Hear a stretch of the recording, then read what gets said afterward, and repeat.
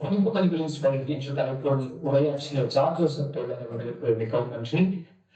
நம்முடன் அடுத்ததாக சீர்மொழியும் சிறுவதை உலகம் என்று தலைப்பு சொல்ல வேண்டும் என்றால் என்னுடைய பேராசிரியர் எங்களுடைய ஆசான் என்றுதான் கூற வேண்டும். மொழிபெயர்க்கால பேராசிரியர் என்பதை தாண்டி மாணவர்களை நவீன கதைகளை நோக்கி நவீன இலக்கியங்களை நோக்கி நகர்த்துபவர். எவ்வாறு வாசிக்க வேண்டும், ஏன் வாசிக்க வேண்டும் என்பதை தன்னுடைய ஒவ்வொரு வகுப்பிலும் அனைவரிடமும் எடுத்துக் கொள்பவர். எங்கு சென்றாலும் சரி அந்த புத்தகங்களை தான் முதன்மைப்படுத்துபவர். வாழ்க்கை அனைத்து மொழிகளையும் வாசிப்பு எழுத்து என்பதை நோக்கி நடத்தியவர். மாணவர்களை வெறும் மாணவர்களாக அல்லாமல் சமூகத்தின் பார்வையை உருவாக்குபவர். எங்களின் ஆசான் பேராசிரியர் நிர்வகிப்பாளர் முகமது யூனுஸ் அவர்களை சுயமுதிரின் சிறுவர்களுடன் புத்தகத்தில் உரையாற்றி வருமாறு என்பதை கேட்டுக்கொள்கிறது. மாணவர்கள் அனைவருக்கும் வணக்கம். முதுபெரும் எழுத்தாளர் சி. முத்து அவர்களுடைய எழுத்துலக பயணத்தில் ஏராளமான வெற்றி கற்கள் ஆங்காங்கே புலப்பட்டுள்ளன என்பதற்கு சான்றுகள் தான் அவர் எழுதியிருக்கக்கூடிய மிக பரவலான சிறுகதைகள். அவருடைய சிறுகதை உலகம் என்பது மிகவும் பரந்துபட்ட ஒன்று. பொதுவாக 2 விதமான தொகுப்பு முறைகளை குறித்து மரியாதைக்குரிய திறனாய்வாளர் முருகேச பாண்டியன் அவர்கள் பிரபஞ்சத்தினுடைய கட்டுரைகளை தொகுத்த போது மிக விரிவாக அவர் ஒரு தொகுப்புரை எழுதியிருந்தார். ஏறத்தாழ 2015 என்று நினைக்கிறேன் அந்த நூல் வெளிவந்தது. அதற்கு பிறகு 2 முறை அந்த தொகுப்புரையை நான் வாசிக்க நேர்ந்தது. சமீபத்திலே நூலகத்திலே அந்த புத்தகத்தை மீண்டும் என் கைகளுக்கு கிடைத்த போது அந்த அட்டைப்படத்தை எடுத்து சோழர் திறனாய்வாளர் முருகேச பாண்டியன் அவர்களுக்கே அதை அனுப்பி வைத்தேன். அடுத்த நாளே தொலைபேசியிலே என்னை அவர் தொடர்பு கொண்டார். ஏற்கனவே எங்களுக்கிடையே ஏராளமான நட்பு உண்டு என்றாலும் எங்கள் கல்லூரிக்கு அவர் வரும்போதெல்லாம் என்னை பார்த்தவுடன் தன்னுடைய அந்த ஜோனா பையிலிருந்து ஒரு புத்தகத்தை எடுத்து கொடுப்பார். அவர் எழுதிய புத்தகம். அப்படியே என்னிடம் ஒரு 9-10 நூல்கள் சேர்ந்திருக்கும். ஆனால் அதற்கெல்லாம் முன்பே எனக்கு முருகேசனாரை மிக நன்றாக தெரியும். எப்படி என்றால் என்னுடைய இலக்கிய நண்பர்கள் என்ற ஒரு தொகுப்பு நூலை அவர் எழுதியிருந்தார். அதை படித்தவுடன் அவரோடு சேர்ந்து துணிய வேண்டும் என்ற ஒரு தாகம் எனக்கு எழுந்தது. ஆனால் அவரோ மேலை சிவபுரியில் இருந்தார், நானோ திருச்சி. அவர் அங்கே பணியில், நான் இங்கே பணியில். எப்படியாவது கனெக்ட் பண்ணி அவரோட சேர்ந்து சுத்தணும் அப்படின்னு ரொம்ப முயற்சி பண்ணியிருக்கேன். இதுக்காக கிளம்பி புதுக்கோட்டை பொன்னமராவதி வரைக்கும் போயிட்டு மனசை மாற்றிட்டு திரும்ப வந்திருக்கேன். அது இது வரைக்கும் நான் அவர்கிட்ட சொன்னதில்லை. அப்படி ஒரு ஆளுமை திறனாய்வு உலகில அவர் எழுதியிருக்கிற மகத்தான திறனாய்வு நூல்கள், இன்னொரு தொகுப்பு நூல்கள், இவைகளை எல்லாம் படித்து பரவசப்பட்டு கொண்டிருந்த எனக்கு சி. முத்துவை பற்றி இனவரைவியல் நாவல் என்று அவர் சாண்டர்ஸ் ஆய்வுகளிலே ஒரு கட்டுரை எழுதியிருந்தார். அதுதான் எனக்கு சி. முத்து அவர்களுடைய படைப்புலகு மிக பரவலாக என் மனதை தாக்கியது. சி. முத்து அவர்களை நான் என்னுடைய பள்ளி பருவத்திலேயே மாலை முரசு நாளிதழிலே பார்த்திருக்கிறேன். ஆனால் மேலோட்டமாக படித்துவிட்டு விட்டு விடுவேன். எப்பொழுது படிக்கும்போது அந்த கதைகள் என்னை தாக்குவது போல அன்றைக்கு தாக்காமல் போனதற்கு காரணம் என்னுடைய வயதும் ஒரு காரணமாக இருக்கலாம். அதற்கு பிறகு இந்த சி. முத்து அவர்களே தேர்ந்தெடுத்து தொகுத்து தந்த அவர் எழுதிய 300 கதைகளிலே இந்த 54 கதைகளை அவர் தொகுத்து தந்திருக்கிறார். ஏதோ சொந்தமா கடை வச்சிருக்கிறவங்களுக்கு வீட்டுல யாரோ வந்திருக்கிறாங்க, கொஞ்சம் நல்ல பழங்களை பார்த்து வீட்டுக்கு அனுப்புங்கன்னு சொன்னா அந்த கடை முதலாளி எப்படி தன் வீட்டிலே உள்ளவர்கள் சுவைக்க வேண்டும் என்பதற்காக நல்ல பழங்களாக பார்த்து எடுத்து தருவாரோ அது போல இதில் உள்ள கதைகளை நான் பார்க்கிறேன். பொதுவா அவருக்கு 2-3 பேர் இருக்கு. சி. முத்துங்கிறது எல்லாருக்கும் தெரிஞ்ச பேரு. அவங்க ஊர்ல குச்சிராயர் அப்படின்னு சொன்னா அவங்க குடும்பம் தான், அது அவரை தான் குறிக்கும். இன்னொன்னு சின்னையா, பொதுவா சின்னையா சின்னவர்னு சொன்னா எம்ஜிஆர் சொல்லுவாங்க. அது ஏறத்தால அந்த லுக்கு அதே இன்னும் சொல்லுவாங்க, என்ன சொல்றது தமிழ்ல சொன்னா மைனர். அது அவருக்கு ரொம்ப பிரபலமான பேர் நம்ம ஊர்ல. அவர் வீட்டுக்கு போயிருந்தோம். உள்ளார போனதும் அவர் மனைவியோடு இருக்கிற ஒரு புகைப்படம்.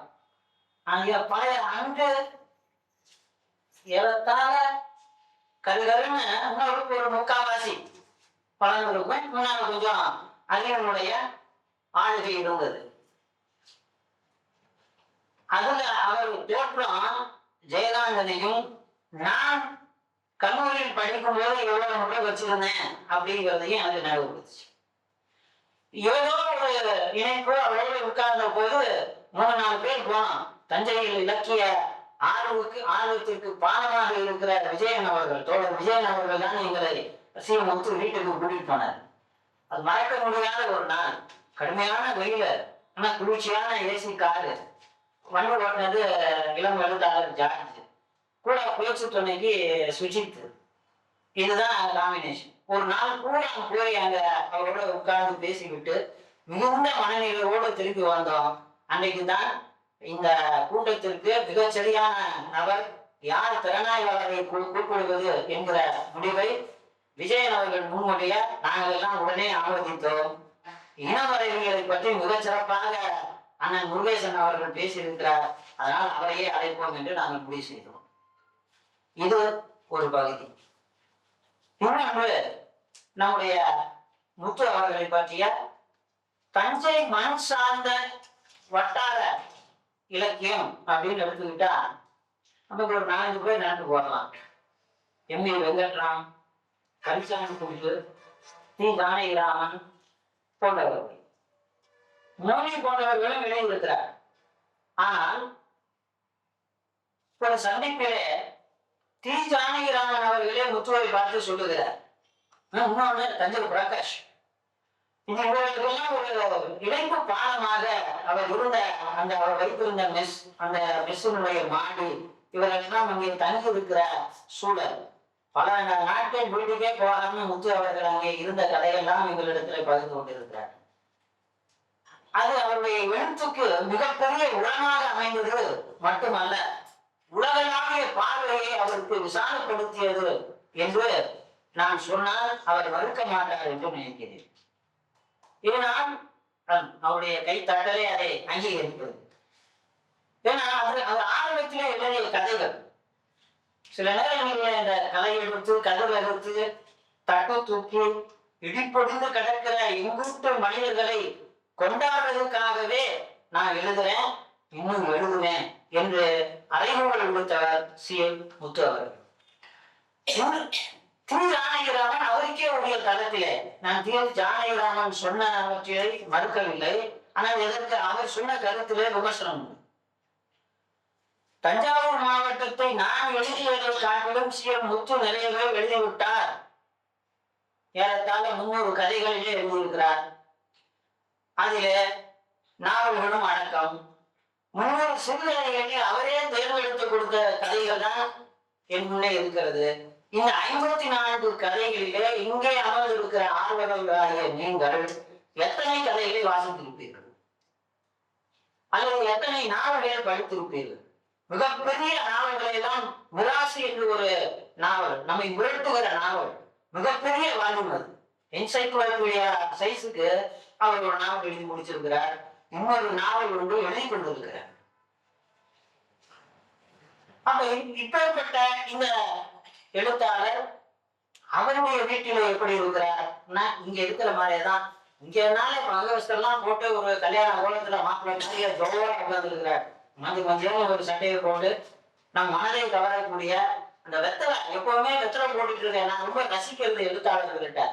தி. ஜானகிராமன் வெத்தலை போடுறத பார்த்துதான் நான் வெத்தலை போட ஆரம்பிச்சேன். அப்புறம் எல்லாரும் ஒரு மாதிரி எப்ப பார்த்தாலும் பல்லுலாம் கால் அடிச்சு பெயிண்ட் அடிச்ச மாதிரி இருக்குன்னு சத்தம் போட்டு வெத்தலை பொறுத்து குறைச்சிக்கிட்டேனே தவிர நான் விடல. இவருடைய எழுத்து வாழ்க்கைக்கு 55 ஆண்டுகள் என்று சொன்னால் உங்களால் நம்ப முடிகிறதா? இப்ப உட்கார்ந்து இருக்கிற இவருக்கு 55 வயசுன்னு தான் நம்ம கணிக்க முடியும். அந்த அளவுக்கு இவருடைய எழுத்துக்கள் பேச்சு வழக்க தீஜாவை விட அதிகமா பயன்படுத்துறது இவர் தான். அப்படின்னாக்க அவருக்கு அந்த நடையை தவிர வேற நடையெல்லாம் வராதா? தம்பி ஜார்ஜ் பேசும்போதே இசைக்க மறந்த பாடல்களை எல்லாம் சொன்னார். அவள் எவ்வாறு பேசுவார்களோ அந்த அவளுக்கே சவால் விடக்கூடிய மொழி நடை அவருடைய எழுத்து நடை. அந்த நடையில் அதை படிச்சு ஒரு எழுத்துல கூட வேற்று சொற்கள் கிடையாது. முழுக்க முழுக்க முழுக்க முழுக்க அதைத்தான் அப்படியே எப்படி எழுத முடிஞ்சது? அது மட்டும் இல்ல, சும்மா இதா கேட்டு பேசும்போது கேட்டப்போ பாட ஆரம்பிச்சது. அதை நீ பாடுறதெல்லாம் தோத்து போகணும். அவர் பாடி நீங்க கேட்டீங்கன்னா 75 வயசுலயும் அந்த சாரிதான் ஐயா இப்போ கொஞ்சம் ஒரு மாதிரியா இருக்கு, இல்லைன்னா முன்னாடி ஐபிச்சுன்னு போவேன் அப்படியே அப்படின்னு ஆரம்பிச்சாருன்னு வச்சுக்கோங்க. அவ்வளவுதான். நாங்கெல்லாம் மீன்பாடு அப்படியே உட்கார்ந்து இருந்தோம். 4 பேர், விஜயன், நானு, சுஜித், ஜார்ஜ். அது பாட்டு கச்சேரி ஆரம்பிச்சிருச்சு. இப்ப வந்து மூலத்துல நின்று பேசிட்டு இருக்கும் போது டக்குன்னு அவரே எழுதி மெட்டு போட்ட ஒரு நாட்டுப்புற பாட்டு என்னன்னு தெரியல. இந்த 2 பேருக்கும் ஒரு அது என்ன ஜாடி பேத்த மூடியா அப்படி ஒரு பெருத்தம் நடந்து போச்சுன்னு நினைக்கிறேன். எப்ப பார்த்தாலும் ஃபோன் பண்ணாருன்னா ஒரு 1/2 மணி நேரம் 1 மணி நேரம் எழுதுறதை விட்டுலாம் என்கிட்ட வந்து மணிக்கணக்காக பேசியிருக்கிறார். காரணம் என்னன்னா அவர் படைப்புகளை நான் படித்த உடனே அவர்கிட்ட பகிர்ந்துருப்பேன். யார் என்னையா இந்த கதையில இப்படி விளையாடுறீங்க படிச்சுங்களா அப்படின்பா. முதல்ல அந்த அந்த ஆச்சரியம் இந்த 54 கதைகளும் நான் எத்தனை நாள் 1.5 மாசத்துக்கு முன்னால வந்து முத்தையா வீட்டுல போய் புக் பண்ணிட்டு வந்துட்டோம். 1.5 மாதங்களாக இந்த நூல் என்னிடம் இருக்கிறது. எத்தனை முறை படித்திருப்பேன், மீண்டும் மீண்டும் மீண்டும் மீண்டும். இன்னைக்கு நான் சொன்னேன், நான் ஒரு ஆள் பேசுறதுக்கே மீட்டிங்ல நேரம் சரியா போயிருமே, அந்த முருகேச பாண்டியனுக்கு நான் எப்படி நேரம் கொடுக்குறது? அவரு 1 மணி நேரம் பேசுவார். ஆனா அவரை கூப்பிட்டு எவ்வளவு நேரம் பேசுவோம் வேண்டாம், சும்மா ஒரு 15 1 மணி 20 நிமிஷம் பேசுறேன் பாரு, சும்மா சொல்லுவாரு அப்படி. ஆனா அந்த குறிப்பு லேசா அதான் குறிப்பா நான் நம்ம மாதிரிலாம் நேரெல்லாம் எழுத மாட்டேன். அங்கங்க இந்த பக்கம் ஒரு 2 லைன், அந்த பக்கம் 2 லைனா நம்ம காலேஜ்ல நோக்கில போய் எழுதி இருக்கோம் அதுதான். ஆனா அந்த ஒரு லைனை வச்சுக்கிட்டு மணிக்கணக்காக பேசுவேன். நான் பல நேரம் எழுதுவேன். 10 ஆண்டு புதினங்கள் பத்தி அவர் பேசும்போது அந்த குறிப்பேட்டையும் பார்த்தேன், அவர் பேச்சையும் கேட்டேன். கல்லூரியிலிருந்து பேசினார். இந்த பொதுவான நாவல்களை பற்றி அவர்களுடைய நினைவு சுரங்கத்துல எங்க தட்டினாலும் வந்து விடுவோம். அது இன்னைக்கு நேரத்துல பரவாயில்ல. நான் 63 நூல்கள் எழுதியிருக்கிறார். நான் 45 நூல்களை படித்திருக்கிறேன். முருகேச பாண்டியன் எழுதியிருக்கிற நூல்கள். அதுல அவர் தொகுத்த நூல்கள் வந்து அதை பத்தி பேசணும்னா நம்ம ஒரு நாள் கருத்தை நம்ம நடத்தணும். நாட்டினுடைய பொறுப்பாளர்களுக்கு நான் சொல்லிக் கொள்வேன், இத்தகைய ஆளுமைகளுக்காக நாம் கண்டிப்பாக தொடர்ந்து கூடுகைகள் நிகழ்த்த வேண்டும். அதுதான் நம்முடைய கூடுகைகளுடைய வெற்றியாக இருக்கும். நாட்டு என்பது நல்ல கருத்துக்களை கேட்பவர் மனதிலே நடுதல் என்பதை நான் பார்க்கிறேன். இந்த நாட்டுக்கு முத்தனுடைய உலகத்தை கொண்டு அவர் நல்ல அருமையான விவசாயி. இன்னைக்கு வரைக்கும் விவசாயத்தை விடாம வச்சு கொண்டு இருக்கிறார். சும்மா ஒரு இடுப்புல ஒரு முண்டு கட்டிக்கிட்டு ஒரு வேஷ்டியை வாங்கி கட்டிக்கிட்டு தோல்ல மம்முடி எடுத்து போட்டுட்டு கேமரா மங்கு வேலை செய்வார். நமக்கெல்லாம் என்ன உழைப்பு கொடுக்குறோம் அப்படிங்கிறது மிகப்பெரிய வினா. அதே மாதிரி மற்றவர்கள் சொல்லாத இந்த வில் வண்டிகள் சின்ன ஓடுற அந்த சவுண்டு, அதே மாதிரி இரவில இடைவிடாமல் ஒழித்துக் கொண்டிருக்கக்கூடிய சிறுவண்டுகளினுடைய இறைச்சல், குயில் பாடும் குரல், காடுகளுடைய கரைசல், பூனையினுடைய ஓசை, இப்படி உயிர்வளத்திலே அவர் கொண்டு வந்திருக்கக்கூடிய பாங்கு இருக்கிறதே அதை சொல்வதற்கு வார்த்தை இல்லை. இன்னும் சொல்ல போனா பொதுவா சொல்லுவாங்க, தம்பி ஜார்ஜ் வந்து நியாயம் வேண்டும் அப்படின்னு ஒரு கதை. இதுல பார்த்தீங்கன்னா இந்த தொகுப்புல முதல் கதை நியாயம் வேண்டும் தான். அவர் அந்த கதையை நீங்க படிச்சிருக்கீங்களான்னு தெரியல, ஆனா அது ஒரு பயங்கரமான கதை. கண்ணதாசன் இதழிலே அந்த கதையை வந்த கண்ணதாசன் இதழ் நான் வைத்திருக்கிறேன். ₹1 அப்ப அந்த இதழ் நான் 50 காசுக்கு வாங்கினேன்.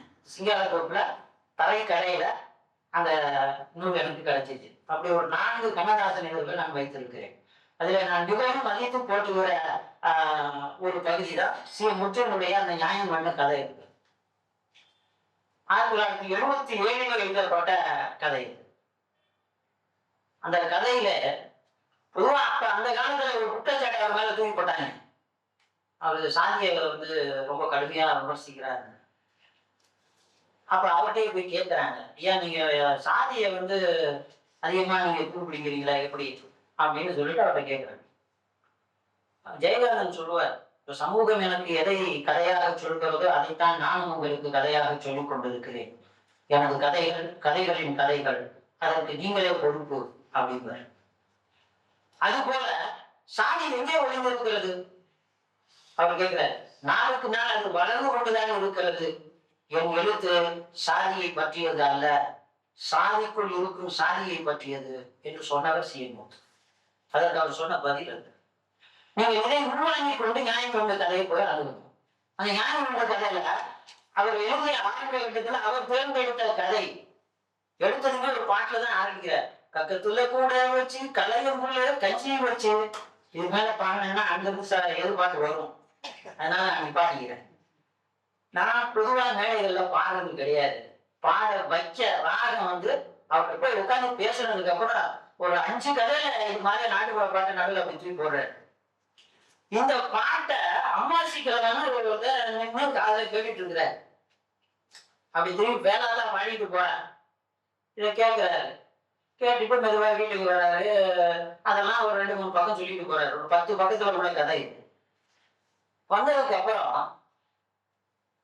திடீர்னு ஒரு குரல் வாசல்ல போய் சாப்பிடலாம்னு போறாரு. உள்ளார நுழையும் போது கறவை மாடு இவரை கண்டதும் கத்துது. இவர் உடனே மனசுல நினைச்சுக்கிறாரு, அஞ்சல மாட்டுக்கு வந்து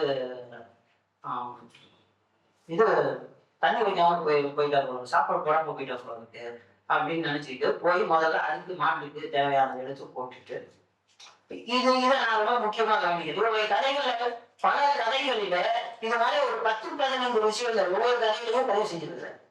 மாடு வந்து ஒருத்தர் பழகின மனிதனை கண்டதும் ஒரு ஓசை எழுப்புகிறது என்றால் நான் வசிக்கிறது வசித்திருக்கிறேன் அப்படிங்கிறத சொல்லுகிற மொழி, அந்த மொழியை உள்வாங்குகிற அம்மாசிக்கிறவனுடைய அனுபவம், அதை வெளிப்படுத்துகிற ஒரு 3 லைன்ல இதை சொல்லிட்டு அடுத்து போயிடுறாரு.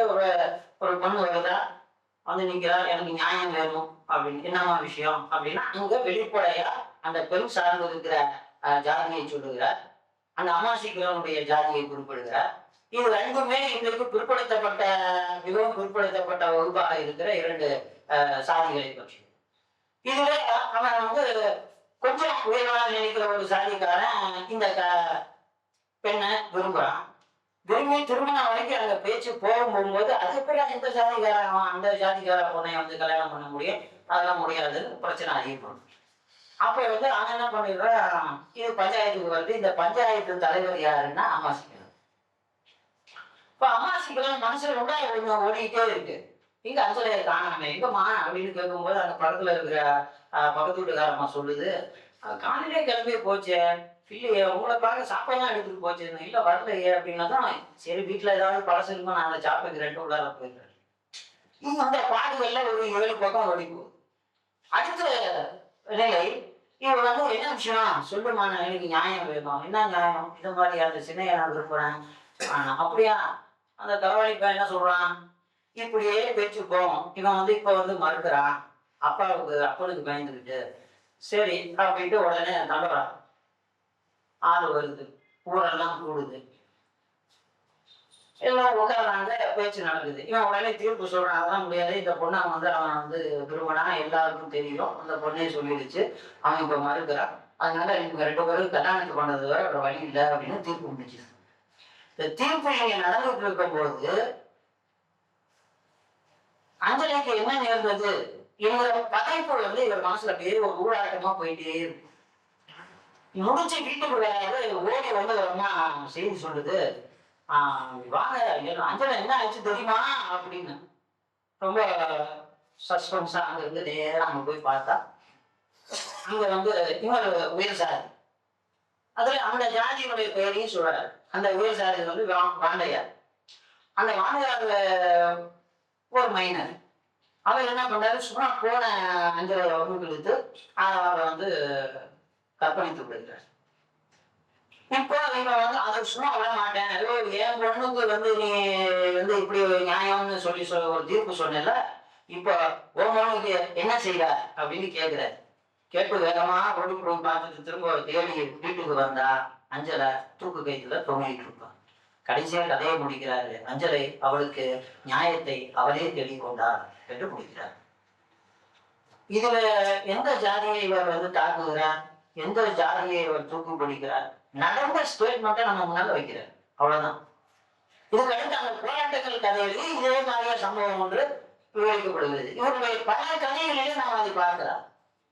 ஆனால் அன்றைக்கு இருந்த ஆக்கிரமிப்பு நிலம் வேணும்னு ஒரு கதை எழுதியிருக்கிறார்.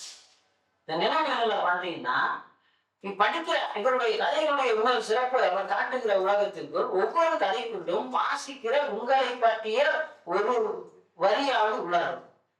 படிச்சுப்பார்.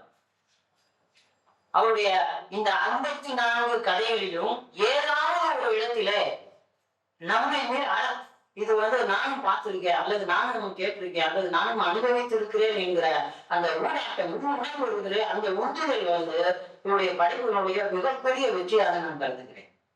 இன்னொன்று பணமே இல்லை. ஒரு இதை வர்ணிக்க ஆரம்பிச்சாருன்னா அது இப்படியெல்லாம் முடியுமா, ஒரு எழுத்துமே இதெல்லாம் செய்யுமா, திரும்ப திரும்ப திரும்ப சில விஷயங்களை சொல்லி மனதிற்கு உள்ளே கொண்டு செல்கிற ஒரு நுட்பமான அந்த கவனிப்பு வாசக நிலையில நம் மனதை ஆக்கிரமித்துக் கொள்ளக்கூடிய ஒன்று. அவருடைய உலகத்தினுடைய ஒவ்வொரு மூலையும் சிறுகதை காட்டுகிற அதிர்வுகள், அது எழுப்புகிற சில ஆரோக்கியமான எண்ணங்கள், அது ரொம்ப முக்கியம். ஒவ்வொரு கதையிலும் ஒரு விஷயம் இருக்கிறார். அதுக்காக அவர் படுகிற பாடு, மன ரீதியான உடல் ரீதியான நேரத்தை அதுக்காக எப்படி செலவழிக்கிறார் என்பதை நான் வியந்து பார்த்திருக்கிறேன். ஒவ்வொரு கதையை படிச்சுட்டு திரும்ப அதை படிப்பேன். அது அந்த அவரை பத்தின ஒரு 4-5 கதைய அதே நடை எப்படி நமக்கு வருது, அடுத்து மாறுது, அதுக்கப்புறம் திரும்ப மாறுது. உயிரிழக்கம் அப்படிங்கிறது நீங்க இப்ப என்னமோ சொல்றீங்க. மிக பிரபலமான எழுத்தாளர் ஹெமிங்வே போன்றவர்கள், உலக இலக்கியங்கள் படைத்திருக்கிற ஹெமிங்வே, இங்கே நம்மிடையே ஒப்பற்ற இலக்கியங்களை படைத்துக் கொண்டிருந்த புதுமை பித்தன், மௌனி, கூப்பாரா வகையராக்கள், அவர்களெல்லாம் மிகச்சிறந்த படைப்பாளர்கள் நான் மறுக்கவில்லை. ஆனால் என்ன காரணத்திற்காக முற்றுகை மறைத்தார்கள் என்பதுதான் எனக்கு புலனாகவில்லை. அங்கேதான் அவர்கள் அந்த முதல் கதைகளை சொல்லி காட்டிய சாதிக்குள் சாதி இருக்கிறது என்றார் இல்லையா, அங்க நான் வரேன். இதே ஜி ஜானகிராமன் யாரிடம் சொல்லுகிறார், சுற்றிலும் எழுத்தாளர் நண்பர்கள் இருக்கும் போது நீ தஞ்சாவூர் நான் எழுந்தவரை நீ அதிகமா எழுதியிருக்க.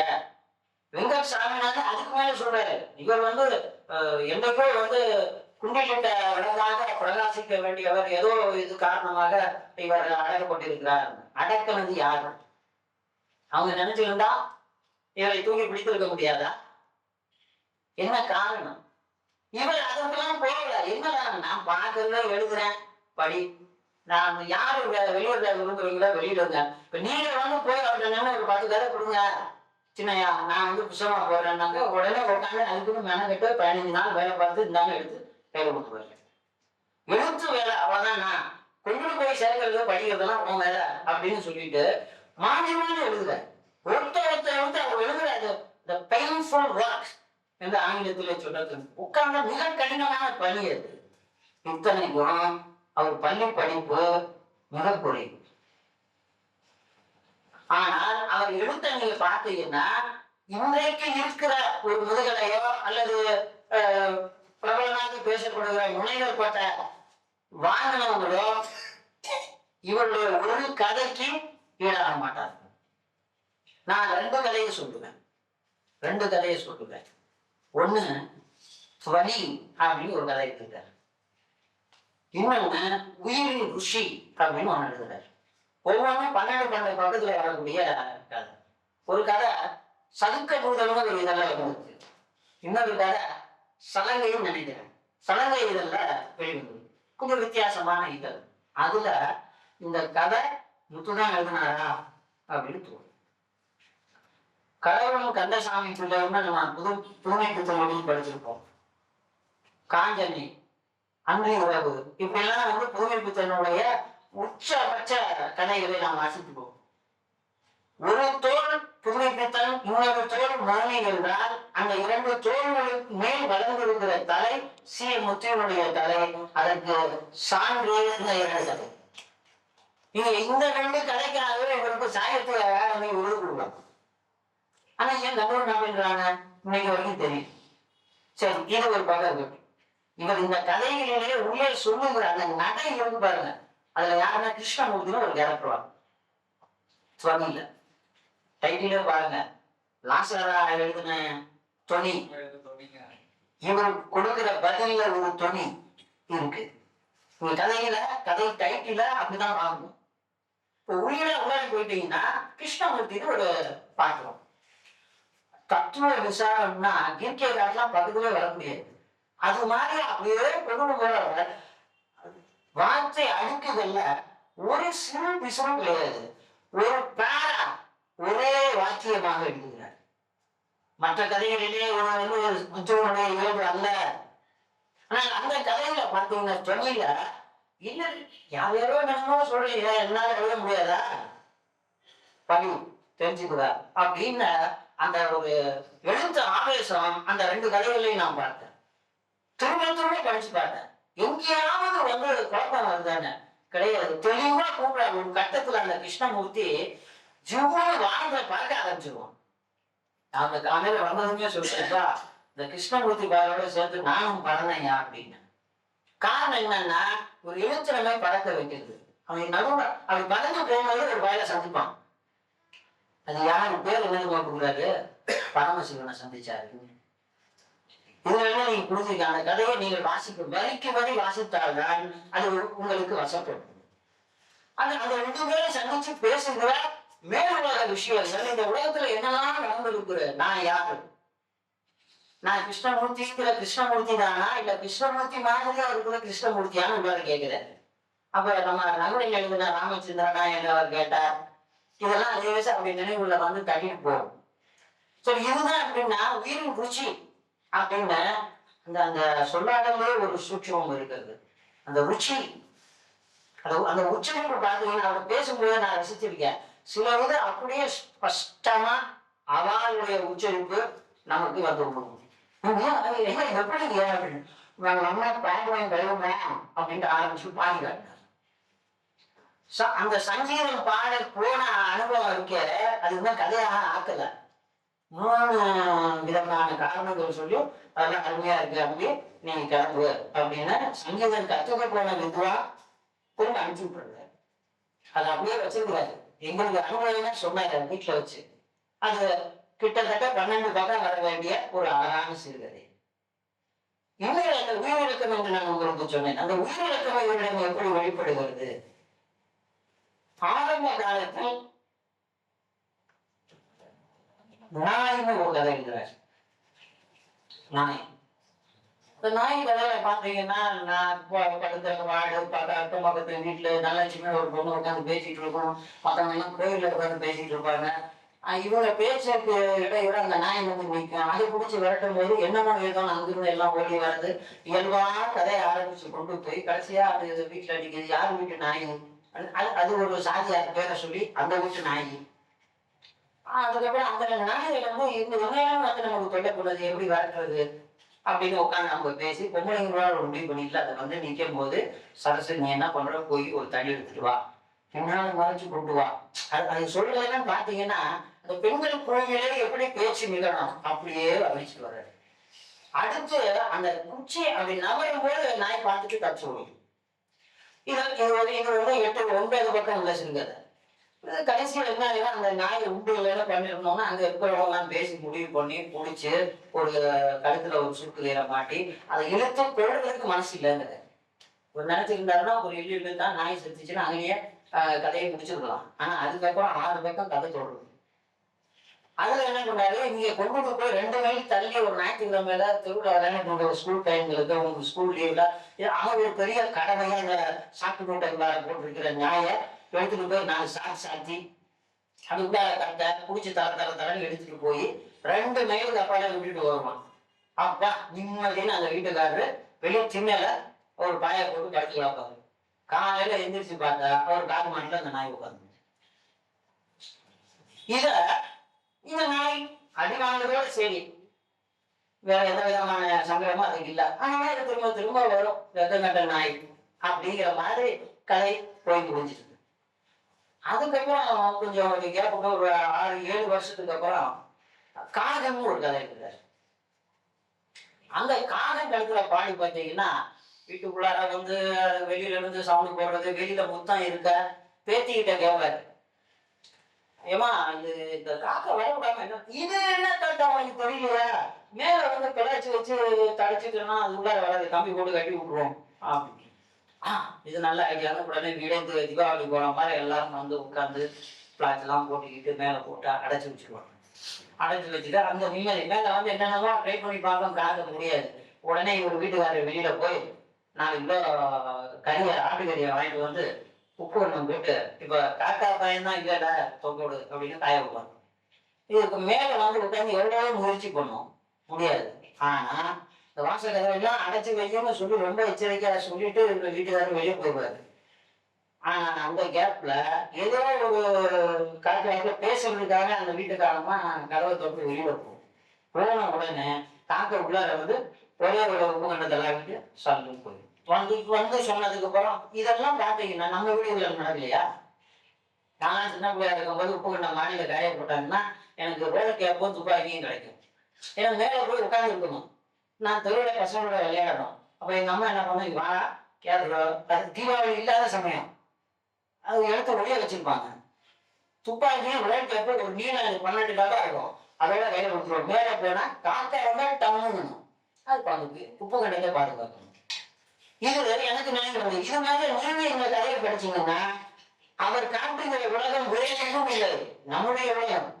அவர் காட்டுகிற சிறுவரை உலகம், அதுக்குள்ளாதான் நாம இயங்கிட்டு இருக்கிறோம். பல்வேறு நிலைகளில் இயங்கிக் கொண்டிருக்கிறோம். இப்ப 2 வேலை ஆயிடுச்சா, காக்காவை வந்து உண்டியல் பண்ணணும் அப்படின்னு வந்ததுன்னா இந்த தடவை போட்டு தள்ளிடுறதுன்னு நான் கண்ணனை வெட்டி இருப்பாங்க. கடைசி வரை அவங்க காகம் நம்ம வீட்டுக்கு வரவே இல்லைன்னா அந்த கதையை முடிக்கிறார். முதல்ல அடி நாய்க்கு, அப்புறம் பண்பட்ட எடுத்துன்னு மாறி காக்கைய விட்டுறாரு, தப்பி விட்டுறாரு. அது அடி வாங்குது. அதுக்கப்புறம் 52வது கதைன்னு நினைக்கிறேன், பூனைன்னு ஒரு கதை இருக்கிறார். பூனை கதையை படிச்சீங்கன்னா விழுந்து செய்யும். அது ஒருத்தர் சாப்பிட உட்காருப்பான், மனைவி பரிமாறும். பரிமாறும் போது என்ன சமையல்னா மீன். அப்படி மீன் குழம்பு, மீன் துண்டம் பொரிச்சது அப்படி கொண்டாந்து வைக்க எப்படி இருக்கும் வாழை சவுண்டு. உடனே அந்த இதை வந்து விரட்டாரு சனியன் ரொம்ப பூனை தானே இல்லை, நீ என்ன வளர்க்குறியா? கணவன் மனைவிக்குள்ளார அப்படியே உரையாடல் ரொம்ப சுகமான ஒரு உரையாடல் போகும். நீ என்ன வளர்க்குறியா? இல்லை இல்லை, அது அந்த இந்த வீட்டில் இருந்தா பூனா அதுல இருந்து ஒண்ணு வருது, கொஞ்சம் ஷர்ட்டை தான் வச்சா என்ன அப்படின்னா, இது போய் எதுக்கு வச்சுக்கிட்டு அப்படின்னு பேச்சு நடக்க. அப்புறம் கொஞ்சம் சோட்டை வச்சா அது லேசா அப்படி எட்டி பார்த்துட்டு பார்த்துட்டு ஒதுங்கி அடிப்படாத இடத்துல நிற்கும்.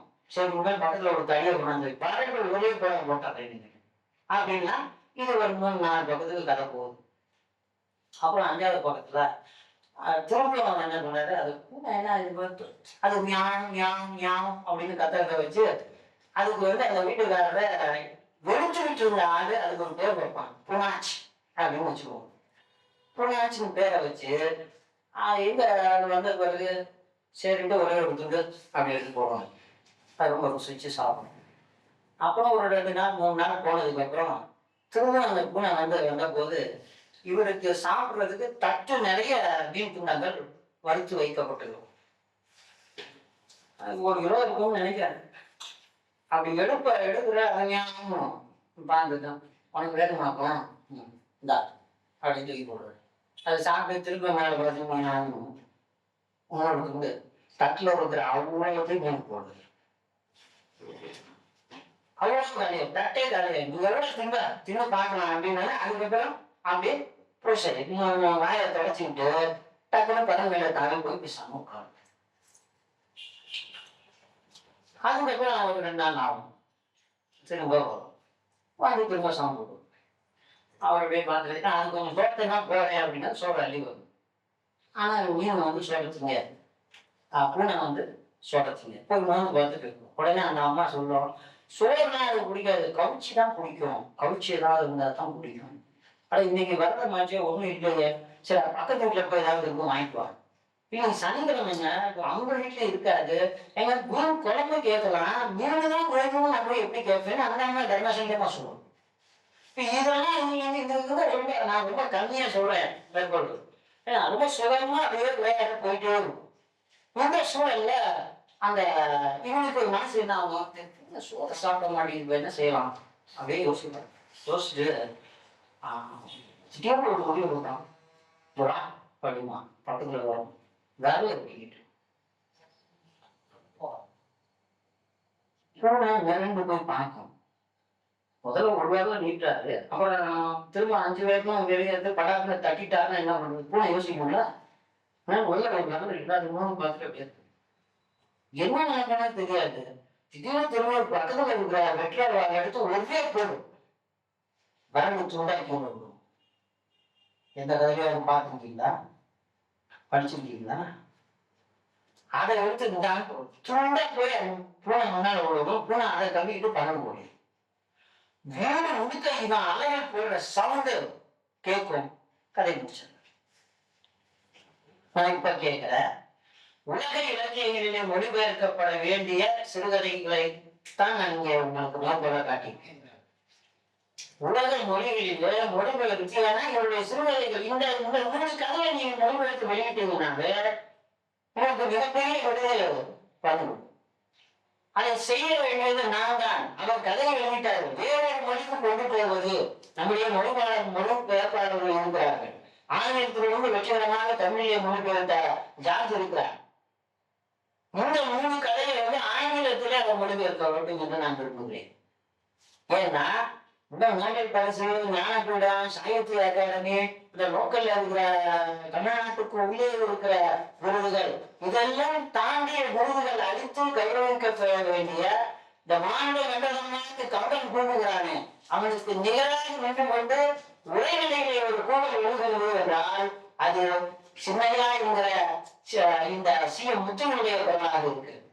நான் அந்த கதையை உள்வாங்கியது சாதாரணமாக நாயை அடுத்து துவம்சம் செய்த நிலை, அது ஒரு 5-6 ஆண்டுகளிலே அந்த எண்ணங்கள் மாறி காக்கைக்கு உணவுகிற சூழல், காக்கையை உயிரோடு விடுகிற நிலை, தன்னையே சிதைத்துக் கொண்டு பூனைக்கு உணவுகிற ஒரு உச்சம், இதை எழுத்திலே பதிவு செய்தது அப்படிங்கிறத மறக்க முடியாத அனுபவமாக நான் கருதுகிறேன். அதற்காகவே அவருடைய அந்த கலை உலகத்திற்குள்ளே இவற்றை அனுமதித்திருக்கிற அவருடைய வாழ்க்கை முறை, அவருடைய வெள்ளமையான சிரிப்பு, அவருடைய வெற்றிகளை கலை வளர்ந்த அந்த இதழ்களில் இருந்து வருகிற வார்த்தைகள், இவைகள் எல்லாம் நம்முன் ஆவணப்படுத்தப்பட்டுள்ளன.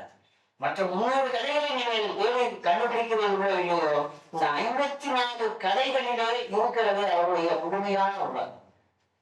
இன்னும் சொல்வேன், பேசலாம்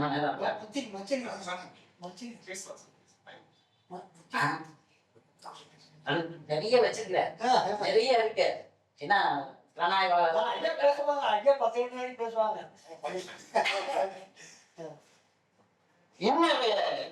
அற்புதம், இதுதான் அவருடைய உலகம்னு நீங்க நினைச்சிட கூடாது. இன்னும் நிறைய இருக்கு. சாதனைகள் அப்படியே திறந்து வச்சுக்கிட்டே போனாங்க இருக்கு. 1000 வருஷம் மச்சினின்னு ஒரு கதை இருக்குங்க.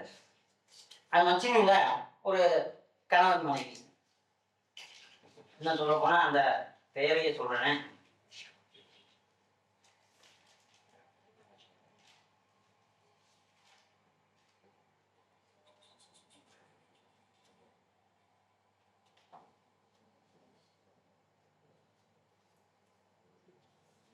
தாமரை,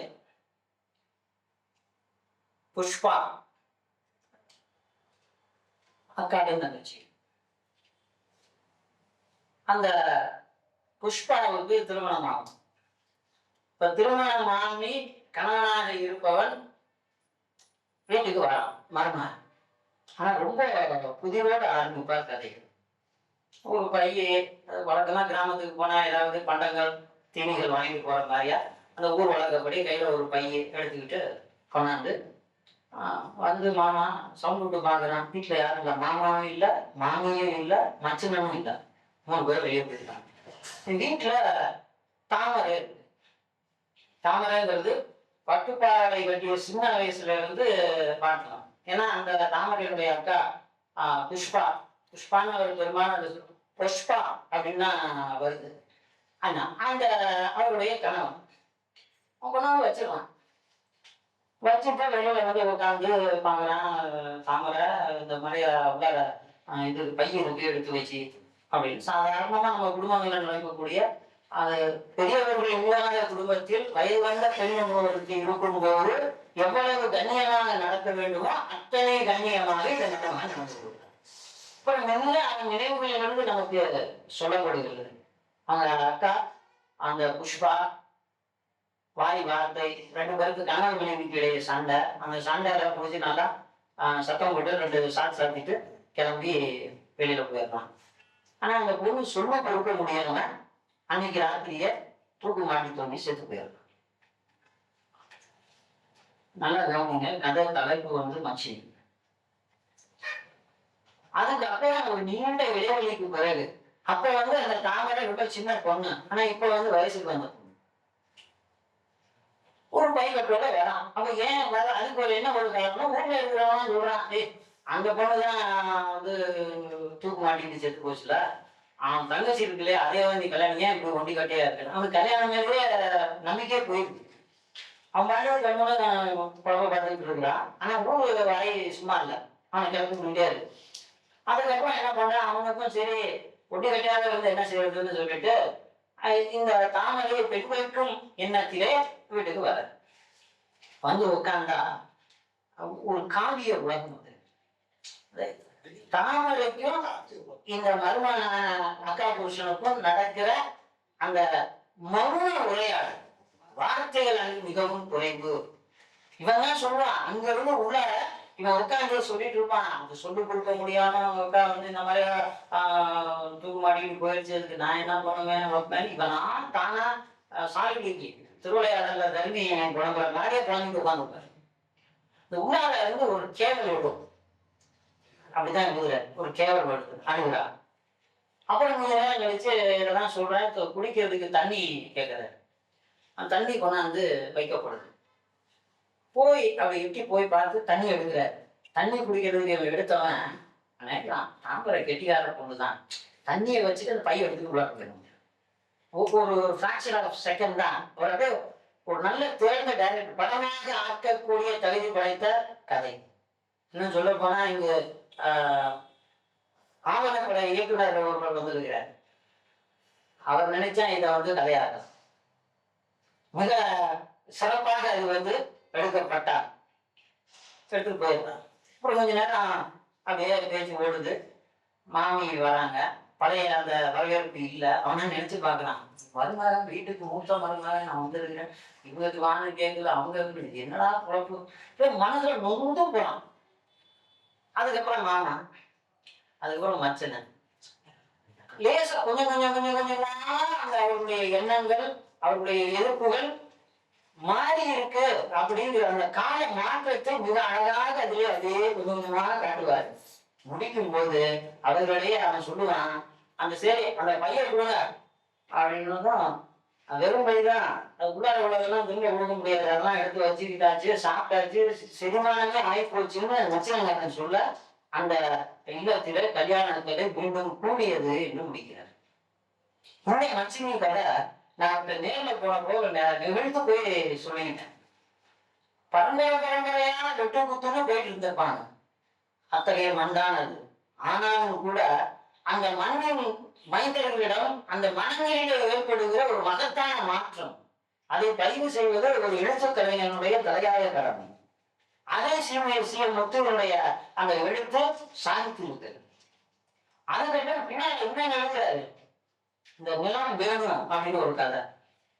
கொஞ்சோண்டு நிலம், ஆனா அப்படி எப்படியும் பக்கத்துல இருக்கிறாங்க ஒட்டி வருதுலையா, அப்படியே ஒரு பட்டாளம் போட்டெல்லாம் எனக்கு கொடுத்துருவியா அப்படின்னு கேட்போம். இது ஏன் நான் சொல்றேன்னா, ஒரு 30 வருஷத்துக்கு முன்னால நான் ஒரு இடம் வாங்கி போனேன். போன 2 மாசத்துக்கு முன்னால யாருமே தெரியல போன பண்றாங்க. என்ன உங்களுக்கு இந்த இடத்துல இடம் இருக்குல்ல, எப்படி விற்கிற மாதிரியா இல்லையா, இப்போதைக்கு விற்கிறதா. அப்புறம் ஒரு வாரம் கழிச்சு வேற ஒருத்தவங்க கிட்டத்தட்ட 15 பேர் வந்துட்டாங்க. அப்புறம் அவங்க எழுதுறாங்க, உங்க பக்கத்துல உள்ள ஒரு மக கல்யாணம் பண்ணி சீதனமா அவங்க இடம் கொடுத்துருக்காங்க, அதை ஒட்டி உங்க இடம் இருக்கிறதுனால அப்படியே அதையும் கேட்குறாங்க, நீங்க எவ்வளவு சொல்றீங்களோ அதை வந்து கொடுத்துறோம் அப்படின்னு சொல்றாங்க. இது அப்படியே உணவுங்கிற அந்த கதையில பதிவு செய்யறது. இது மிகப்பெரிய போராட்டம் இருக்கு. ஆனா அந்த கதையில உள்ள அந்த பகுதி இருக்கு அபாரமானது. அதை மட்டும் நான் வாசித்து அடுத்த ஒரு விஷயத்தை சொல்லி முடித்துக் கொள்வேன்.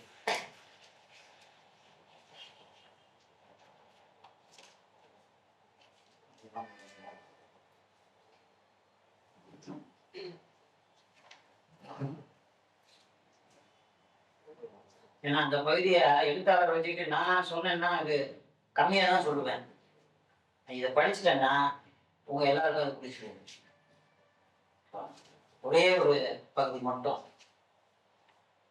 நிலம் வேணும், பிள்ளை சொன்னார்.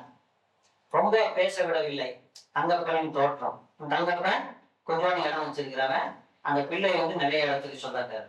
அவர் கேட்கிறாரு, நான் உங்ககிட்ட என் நிலத்தை விற்கிறத கொள்றத ஒரு நாளும் சொல்லலையே. தங்கப்பன் சற்று அழுத்தமாகவே இதை சொன்னான். கத்தி பேச நான் பிரியப்படவில்லை. என் நிலத்தருகே துண்டு நிலம் இருக்கிறது, சகிக்கவில்லை. எனக்கு நிலத்தை என்னிடம் விட்டு விடு, அடைத்த பங்காக ஆய்விடு என்ன. அதுக்கு அவன் சொல்ற பதில் தான் முத்துவ இனம் காட்டக்கூடியது. தங்கப்பன் சொல்ற, என்னோட நிலம் உங்க நிலத்துக்கு இடையில இருக்கிறது உங்களுக்கு பிடிக்கலையானா என் நிலத்தை சுற்றி இருக்கிற உங்க நிலங்களை என்னிடம் விட்டுருவோங்க அப்படிங்கிறோம். இதை சொல்வதற்கு அவன் உடனே உங்க அந்த அளவுக்கு காசு இருக்கா, பணம் இருக்கா, நீ எங்க போவ? நான் எங்கேயோ போறேன், வச்சிருக்கல, நான் பெரியவங்க கேட்பேன், 2 நல்லவங்க எனக்கு உதவி செய்வாங்க, அவ்வளவு. அந்த ₹1 ஒரு லாட்டரி டிக்கெட் வாங்கினேன், அதுல 20 லட்சம் ரூபாய் எனக்கு விழுந்துருக்கு. சரி, என்னைக்கு பத்திரப்பதிவு வச்சுக்கலாம், உங்க நிலத்தெல்லாம் எனக்கு கொடுக்க அப்படிங்கிறதோட கதை முடியும். இது தஞ்சையில் இருக்கிற அந்த விவசாயம், அவர்கள் படுகிற தண்ணீர் கதை, மழைங்கிற கதை, இதெல்லாம் தண்ணிக்கான உங்க படுகிற அவலம். உங்களுக்கு வறுமை, வீட்டுல பிள்ளைங்க பூரா வயிற்றுல நெருப்பு கட்டிட்டு இருக்கிறவங்க பசியோட கிடப்பாங்க. அங்க உடம்பு சரியில்லாம பொண்டாட்டி கிடக்கும். அவங்க இன்னொரு கதையில உடம்பு சரியில்லாம புருஷன் கிடக்கும். சரி, அதுக்கு போய் இங்க கடன் வாங்கி அவங்க எல்லாம் கடன் வாங்கிட்டு அங்க எங்க போறது, மழையும் இல்ல, கண்ணு கட்டின வரைக்கும் பார்த்தா ஒரே வெயிலும் காஞ்சி வறண்டு போய் கிடக்கிற பூமி. இதுல பல கதைகள் சொல்லிட்டே போறாரு. அதை நீங்க படிச்சீங்கன்னா உண்மையிலேயே தனிமையில் அமர்ந்து நீங்கள் எந்த விதமான இடையூறும் இல்லாமல் வாசித்தால் உங்கள் மனம், உங்கள் மனசாட்சி அழுகும். இந்த அதனால பல கதைகளை நம்ம தழுவ வைக்கிறாரு. அப்படியெல்லாம் பார்த்து அப்படி கிடக்கிற புருஷனை எப்படியாவது காப்பாத்திடணும்னு போய் கடனை உடனே வாங்கி, சரி அந்த அண்டாள் வீட்டுல போய் கேட்போம் அப்படின்ட்டு ஊர் மைனர் வீட்டுக்கு போயாரு. அந்த உயர் சாதி காட்டுறது அங்க போய் கேட்க போனா, ஒன்னும் கரையப்படாத, உனக்கு வேணுங்கிற தோறேன் கேவா அப்படின்னு கூப்பிட்டு வீரவை திறந்து விட்டு எவ்வளவு வேணாலும் பணத்தை அடிக்க அப்படின்னு தான் இந்த பொண்ணு அவன் பார்வை போகிற இடங்களை பார்த்து விட்டு தன்னை மறைத்து கொண்டு உங்களோட பணமே வேணாயம் அப்படின்னு கிளம்புவான். ஆனா அவன் விட மாட்டான். அப்போ அங்க கடந்த கத்தி ஒண்ணு எடுத்து உடனே காட்டணும். காட்டினதும் என்ன இதெல்லாம் வச்சு காட்டிக்கிட்டு அப்படின்னு வரும்போது கொஞ்சமும் தயங்க மாட்டால் அவனை கொலை செய்வான். இது ஒரு கதை. அதே மாதிரி வறுமையினுடைய கோர குடியை சிக்கிக் கொண்டு உண்ணுவதற்கும் உடுத்துவதற்குமான சிரமங்கள் இருக்கக்கூடிய சூழலிலே ஆட்டு கடையை போட்டு வளர்த்து கொண்டிருந்தவன் பிள்ளைக்கு திருமணம் செய்ய வேண்டுமே என்கிற ஏக்கத்தை வெளிப்படுத்துகின்ற போது, அந்த பெண்ணுக்காக இந்த ஆட்டை நாங்க வெளியில கடன் வாங்கலாம் அப்படிங்கும்போது அதெல்லாம் இல்லை, அந்த ஆட்டை விற்க போறேன்னு கணவன் சொல்ல, இப்படியே ஒரே ஆளா வித்தீங்கன்னா ஒரு 3-4 வருஷத்துல 2 பொண்ணுங்க இருக்கு, ஒரு பொண்ணுக்காக அந்த கடைங்க வித்து கல்யாணம் பண்ணா நீங்க இப்படி பண்றீங்களே அப்படிங்கும் போது அவனுடைய நிலத்தை அபகரிப்பதற்கு உயர்ந்த சாதியினர் செய்கிற முயற்சி இதனால் மிக அழகாக பதிவு செய்யப்பட்டிருக்கிறது. நான் முன்பே சொன்னது போல இவர் காட்டுகிற சமூகம், இவர் காட்டுகிற மக்கள், இவர் காட்டுகிற குடும்பம், இவர் காட்டுகிற கிராமம், இவர் காட்டுகிற நீர்வளம், இவர் காட்டுகிற வறட்சி, இவர் காட்டுகிற எழுச்சி, இவர் காட்டுகிற உயர்வான எண்ணங்கள் என்று வரிசைப்படுத்தினால் ஒரு 20-25 கருத்துக்களை நம்மால் தொகுத்து காட்ட முடியும். நான் இங்கு இருக்கக்கூடிய எழுத்தாளர்களை கேட்டுக் கொள்கிறேன். இளம் ஆய்வாளர்கள் இருந்தால் அவர்கள் முத்தனுடைய படைப்புகளை ஆய்வுக்கு எடுங்கள். அதன் மூலமாக குறைந்தபட்சம் 2 நபர்கள் வாசிப்பதற்கு வாய்ப்பு இருக்கிறது. ஒன்று ஆய்வாளர், இன்னொரு நெறியாளர். வாசிக்கிற நெறியாளராக இருந்தால் கண்டிப்பா வாசிப்பார். அத்தகைய ஒரு சூழலும் இன்றைக்கு நிலவு கொண்டிருக்கிறது. தொடர்பு முத்து நமக்கு எழுத்து உலகிற்கு கிடைத்திருக்கக்கூடிய மாபெரும் சொத்து. சாதாரணமான எழுத்துக்களை அவர் விதைக்கவில்லை. மிக அசாதாரணமான மனிதநேயம் மிக்க மாண்புகள் உள்ள மனிதனுக்கு செய்ய வேண்டிய கடமைகள் இவை என்பதை நினைவூட்டுகிற கண்ணீர் கதைகளை நமக்கு கொண்டு வந்து காட்டுகிற கண்ணீரை துடைக்கிற கைகளை அவர்கள் கதைகளிடம் நாம் பார்க்கலாம். யாராவது ஒருத்தர் பட்டு இருக்கிற கஷ்டத்தை கவலைப்படாத, கொஞ்சம் பொறுமையா இருக்கும். நம்பிக்கை உடையவர்கள் அசாத்தியமான அதிசயங்கள் நடக்கிற அந்த மரபு என்று ஒரு கதை, அதுல முனி வரக்கூடிய கதைகள், இப்படி ஒரு பயங்கரங்களை காட்டி அதிலும் இல்ல அதற்கு இடையே இருக்கிற அழகான காதலை அங்கங்கே சொல்லி செய்கிற பாண்டு. இவர் தொட்டு எழுதாத கதை கருக்கதை இல்லை என்று சொல்லிவிடலாம். ஆகாசி ஒடுத்து ஒரு வரி கூட இவர் இடத்துல இல்லை. அது ரொம்ப முக்கியமான நான் பேசுகிறேன். இந்த தோற்று நீங்க அந்த ஆய்வு நோக்கத்தை வச்சு உள்ள பார்த்தீங்கன்னா அழகிய இல்லறம் இருக்கிறது, இல்லறத்திலே இருக்கிற நிகழ்ச்சிகள் இருக்கிறது, இல்லறத்திலே இருப்பவர்கள் படுகிற அல்லல்கள் இருக்கிறது, தொல்லைகள் இருக்கிறது, துயரங்கள் இருக்கிறது. அவற்றை அவர்கள் எவ்வாறு தாங்குகிறார்கள் ரொம்ப பெரிய விஷயம். யார்கிட்டையும் போய் கை நீட்டல, யார்கிட்டையும் போய் பிச்சை கேட்கல, சூழ்நிலை போய் உட்கார பார்ப்பான். மழை வராதான்னு ஓய்விட்டு இருக்கிறது வந்துருச்சு அப்படின்னதும் கிளம்பி பெண்ணு ஆத்துக்கு போனா உடைய மழைய அடைச்சு தண்ணியை கேட்கிறான். லேசா வான கற்களை இருந்துச்சுனாலே போதும், ஒரே குஷி. 15 நாளும் 2 மாசமா 3 மாசமா கட்டி கிடந்த குடும்பங்கள். இவைகளை நாம் அறிகின்ற பொழுது நினைத்து பாருங்கள். தீஜா அவர் நினைத்திருந்தால், வெங்கட் சாமிநாதன் நினைத்திருந்தார், எங்களுக்கோ முத்து போன்றவர்களுக்கு சாகித்ய அகாடமி விருது தானாக கிடைத்திருக்கும். ஆனால் அவர்கள் வாயில்கள் பேசினார்கள். நான் சொன்னேன், அவர்கள் எல்லாம் சொல்லத்தான் தொடர்ந்தது. நாம் அவருக்கு விருதுகளுக்கான முயற்சியாவது செய்ய வேண்டும். எழுத்துலகிலே இவ்வாறு இருக்கிறார்கள் என்பதற்கு தமிழை தவிர வேறு மொழிகள் இவர்கள் போவதற்கு வாய்ப்பில்லாத சூழலில் மொழிபெயர்ப்பின் மூலமாக அவர்களது கதவுகளை அல்ல தட்டுவோம், திறக்கவில்லை என்றால் கதவுகளை தகர்த்துக் கொண்டு உள்ளே செல்லுகிற ஆற்றல் படைத்தவர்களுடைய எழுத்துக்கள் என்று கூறி இந்த நல்ல இனிய வாய்ப்புக்கு நன்றி கூறி இந்த விடைபெறுகிறேன். நன்றி.